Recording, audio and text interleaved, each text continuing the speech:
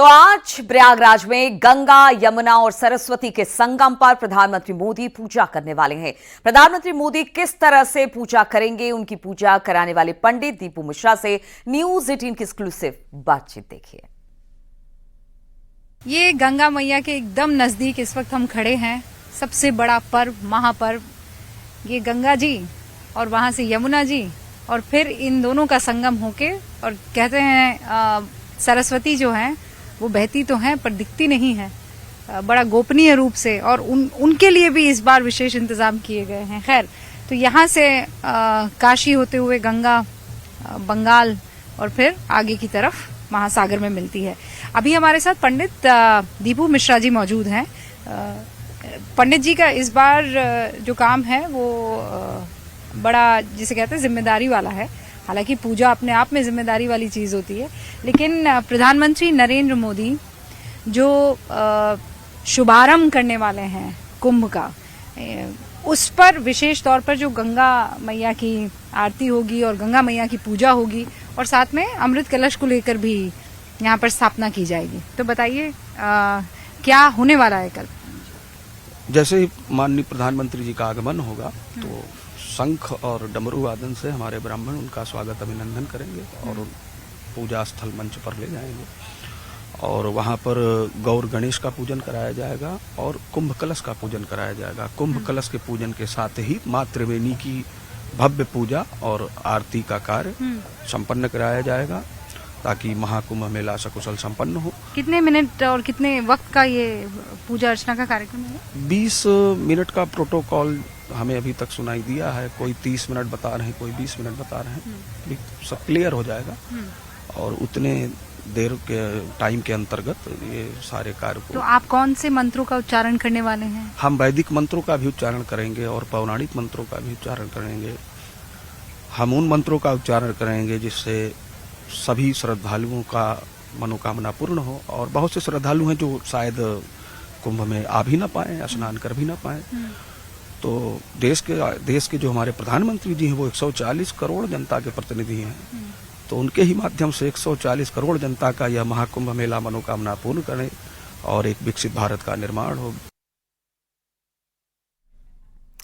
तो महाकुंभ क्षेत्र में टेंट लग चुके हैं, अखाड़ों के पंडाल सज चुके हैं, मेला क्षेत्र पूरी तरह से तैयार है और न्यूज 18 की टीम एक एक कोने से कुंभ के अलग अलग रंग आपके लिए लेकर आई है। इस रिपोर्ट के जरिए समझिए कि कैसे अखाड़े मेला क्षेत्र में काम करते हैं। तो कुंभ नजदीक आता जा रहा है। दिव्य कुंभ, भव्य कुंभ और सनातन में कुंभ की क्या महिमा है अब बताने की जरूरत नहीं है, हम सब जानते हैं। जो ना सनातन को थोड़ा सा भी जानता होगा, तो हमने सोचा कि क्यों ना कुंभ शुरू होने से पहले जाया जाए। जब अखाड़ों को अलग अलग जगह दे दी गई है और सब अपनी अपनी कुटिया बना रहे हैं, तो मुझे एक बड़ी खूबसूरत सी कुटिया दिखी। मैं अखाड़ा भी पूछूंगी कौन सा है, लेकिन थोड़ा सा दिखा देती हूँ। देखिए जैसे वो बनाया गया ऊपर, तो मैंने पूछा कि भाई ये क्या है, तो उन्होंने कहा कि भाई यहाँ पर उनके गुरुदेव का स्टैचू रखा जाएगा। थोड़ा सा और कैमरा पैन अगर मेरे कैमरा पर्सन करेंगे तो मैं ऊपर तो नहीं दिखा पाऊंगी क्योंकि सूर्य देवता की किरणें आ रही हैं। तो ये ऊपर इन्होंने दिया जलाया हुआ है जो ऊपर पुल से, शास्त्री ब्रिज से साफ साफ दिखाई देता है। तो ऐसी पूरी व्यवस्था की गई है। कुछ साधु संत हैं, क्योंकि कुंभ तो मेला ही साधु संतों का है। जहां आप साल भर में कोई साधु संत ना देखें, लेकिन आप कुंभ में आइए, आपको अलग अलग जगहों से आए साधु संत दिखेंगे। महाराज जी देखिए सब यहाँ पर हैं। महाराज जी सीताराम। सीताराम सीताराम। कहाँ से आए आप लोग? हम एमपी। आप एमपी से जी। आप?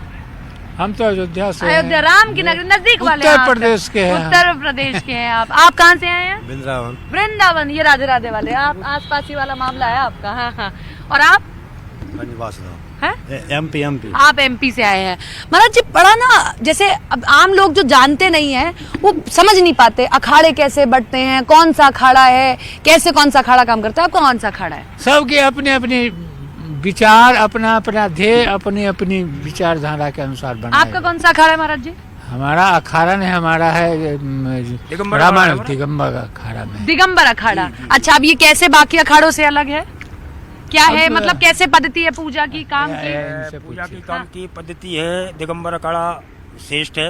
हाँ। निर्माणी है, निर्मोही है। हाँ। जैसे जूना अखाड़ा है। हाँ। ये अलग अलग अखाड़े इनके नाम होते हैं। हाँ। और हमारा जो अखाड़ा है दिगंबर है। हाँ। तो ये अच्छा चलता है। हाँ। संत सेवा करते हैं। कहाँ का है मुख्यतः? अयोध्या का? सभी जगह के अखाड़ा वहाँ है अयोध्या में। अच्छा, नहीं आप लोगों का दिगंबर अखाड़ा अयोध्या से होता है? अयोध्या से है। अच्छा, क्योंकि जो तिलक मैं देख रही हूँ, मैंने मुख्यतः जब मैं पूरा देश घूमी और अलग अलग संतों को देखा है, ये मैंने अयोध्या में ज्यादा देखा अयोध्या है। में तो क्या कौन से संप्रदाय का तिलक है ये? वो रामानुज संप्रदाय। रामानुज संप्रदाय का। क्या मतलब होता है? जैसे इनके वृंदावन में, जैसे इन्होंने लगाया है, तो इनके वृंदावन में ये कौन सा वो तिलक होता है? ये गौड़ तिलक बोलते हैं इसको, शायद गौड़ तिलक बोलते हैं। आपका ये कौन सा? रामानुज वाला। क्या मतलब होता है? जैसे इनके यहाँ पे एक राधा होते हैं, एक कृष्ण होते हैं। मेरे यहाँ भी राम लक्ष्मण होते हैं, बीच में जानकी होती है। समझाइएगा जरा, उंगली रख के अगर समझा पाए तो। ये इसमें राम लक्ष्मण होते हैं, बीच में जानकी होती है। ये लाल वाली बीच में जानकी माँ है, और ये नीचे? नीचे में नहीं, हम लोग में देखो नीचे कुछ नहीं है, ये मिला हुआ। अच्छा, इनके में नीचे लगा है। इधर आइए, इधर आके मैं डिफरेंस बताऊं। इधर जगह खड़े होइए। ये वृंदावन से हैं, ये अयोध्या से हैं। ये आपने कहा ये राम है, ये लक्ष्मण है, बीच में माँ जानकी। आप लोग नीचे नहीं लगाते? नीचे नहीं लगा। आप लोग नीचे लगाते हैं क्योंकि इनके में सिंहासन कहा जाता है इसको, कि ये सिंहासन है ना। तो और अभी कब से आप लोग लगे हुए हैं यहाँ पर? यहाँ पे मतलब इस कुटिया में? हाँ। इस कुटिया में तो कहेंगे कि हम तो सालों भर रहते हैं, 12 महीना रहते हैं। नहीं, लेकिन अब कुंभ लगाया तो अब लगाया होगा ना? नहीं, एक सभी दिन हम 12 महीने एकदम। अच्छा, आप लोग यहीं रहते हैं? यहीं रहते हैं। कितनी खुशी है कुंभ लगाया है? बहुत अच्छा लगता है, बहुत लगता है अच्छा। ना, संतों का समागम हो रहा है, सब पीले पीले उसमें दिखाई देंगे हैं। जी।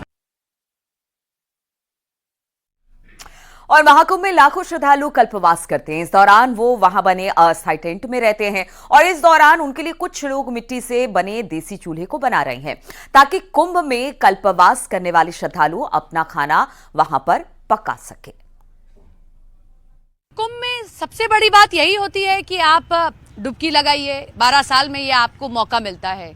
लेकिन ये अवसर भी होता है कुछ लोगों के लिए। सरकार के लिए तो रेवेन्यू जनरेट होता ही है, लेकिन आम लोग जो छोटे छोटे लोग हैं वो अपने लिए अवसर ढूंढते हैं। देखिए जरा मेरे आसपास आपको कितने चूल्हे दिखाई दे रहे होंगे, मिट्टी के चूल्हे बनाए गए हैं। ये कहा जा रहा है ये छोटे छोटे लोग जो आसपास रहते हैं, गंगा के किनारे झोपड़ियों में रहते हैं, उन्होंने अपने लिए एक अवसर खोज लिया इसमें भी कि भाई ऐसे चूल्हे बनाएंगे, बेचेंगे। जो आ रहे हैं वो खाना बनाना चाहेंगे तो बना लेंगे। ये देखिए कितने सारे ये चूल्हे इनकी ओर से बनाए जा रहे हैं, ये तो आप देख ही रहे हैं। अच्छा इमाई है, कितने में बनाती है ये चूल्हा? मतलब 50 टी 20 टी 30 टी ऐसे बन जाता है। 2 रुपए 2.5 रुपए में बिक जाता है। 2-2.5 में? हाँ, 2 रुपए 2.5 रुपए में बिक जाता है। कितने बन गए होंगे ये? अरे 100-200 चूल्हा होगा। 100-200? हाँ, तो मतलब 200-300 रुपए कमा लेंगे? हाँ कमा लेते हैं। अच्छा, हाँ। बस 2-2.5 में हो जाएगा? हाँ 2-2.5 रुपए में बिकता है। बिक जाता है? हाँ। कितने लोग लेते हैं? अरे बहुजन जैसे दुकान रख लेते हैं अपना बाड़ा में, वो आते हैं ले जाते हैं खरीद के। हर साल कुंभ, हर बार जितनी बार कुंभ लगता होगा बनाती होंगी? हर माघ है। तो ये कितने, लेकिन पतले पतले से हैं, इन पे टिक जाता है? हाँ टिक जाते हैं, बन जाता है? हाँ बन जाते हैं। तो ये तो आपने बढ़िया मौका ढूंढ लिया पैसा कमाने अब क्या करे पीछो, अब गरीब मनई क्या करे। अब यही धंधा है, गोबर कंडी यही मजदूरी है कब तक हमारा लोग बनाती के। रहेंगी? जब तक कुंभ चलेगा तब तक बनाती नहीं, रहेंगी? जब तक मेला रहेगा हाँ। तब तक बनाएंगे। हाँ। जब बिक जाएगा फिर उसके बाद अपना गोबर कंडी यही करेंगे। एक दिन में 100-200 बिक जाते हैं? हाँ हाँ, वो आएंगे तो ले लेंगे, 200-250 ले लेंगे। तो महाकुंभ में इस बार श्रद्धालुओं के लिए व्यवस्था शानदार की गई है। अगर किसी भी श्रद्धालु की तबीयत बिगड़ी तो उसके इलाज के मुकम्मल इंतजाम किए गए हैं। मेला क्षेत्र में 8 बेड का एक आईसीयू अस्पताल बनाया गया है जिसमें एआई का भी इस्तेमाल किया गया है। इस अस्पताल में स्पेशल डॉक्टरों की टीम तैनात की गई है जो दिन रात यहां पर काम करेगी। सनातन का सबसे बड़ा समागम कुंभ मेला देखिए लगकर तैयार हो गया है और जो तैयारियां हैं वो अपने अंतिम चरण में पहुंच गई हैं। इसमें सबसे महत्वपूर्ण है कि जो लोग आते हैं, अगर उनमें कोई उसमें इंजर्ड हो जाता है, किसी को अगर जरूरत है अस्पताल की, तो क्या वो शहर की तरफ जाएगा? जी नहीं, उसे शहर की तरफ जाने की जरूरत कतई नहीं है। मेले के अंदर ही, क्योंकि इसे जनपद घोषित किया गया, इस जनपद के अंदर ही एक बड़ा अस्पताल बनाकर तैयार किया गया। पहले तस्वीर दिखा देती हूं और फिर संबंधित व्यक्ति से आपकी बातचीत कराऊंगी। ये तस्वीर आप देखिए, देखने में आपको लगेगा कि एक हाईटेक अस्पताल में हम लोग पहुंच गए हैं और किसी बड़े शहर का बड़ा अस्पताल है। ये कुंभ मेले में बनाया गया एक आईसीयू यूनिट है। एक आईसीयू यूनिट आप देख रहे हैं और भी ऐसी व्यवस्थाएं यहां पर की गई है, पूरी हाईटेक व्यवस्था। और सबसे महत्वपूर्ण, जो सबसे इंपॉर्टेंट है, जो सबसे अलग दिखाई दिया, वो ये कि देखिए किस तरीके से नाम दिए गए ताकि पेशेंट्स को, डॉक्टर्स को बहुत आसानी से याद रहे। और क्योंकि पूरी तरीके से थीम भी याद रखी गई है, गंगा, यमुना, सरस्वती, सरयू, सतलज, यानी कि वो सभी नाम जो हमारी सनातन धर्म की परंपरा से जुड़े हैं और जो हमारी नदियों के, पवित्र नदियों के नाम है, वो दिए गए हैं। हमारे साथ में doctor Vivek Kumar Mishra joint director हैं और उनकी निगरानी में ये सब कुछ किया गया। बड़ी अच्छी व्यवस्था की गई है। अगर आकर देखा जाए तो ऐसा नहीं लग रहा है कि किसी मेले में कोई अस्पताल बना दिया गया, लग रहा है कि कोई बड़ा चकाचक से अस्पताल बाहर है। देखिए, इसमें ये 100 बेड का अस्पताल है। हाँ। इसमें लगभग सारी स्पेशलिटी हम लोगों ने रखी है। Surgeon, physician, gynaecologist, dermatologist, chest physician और डेंटिस्ट और नाक कान गले वाले, ENT वाले। और ये 10 बेड का ICU हमारा जो है ये चलाया जा रहा है, क्या कहते हैं, कैंट बोर्ड अस्पताल द्वारा।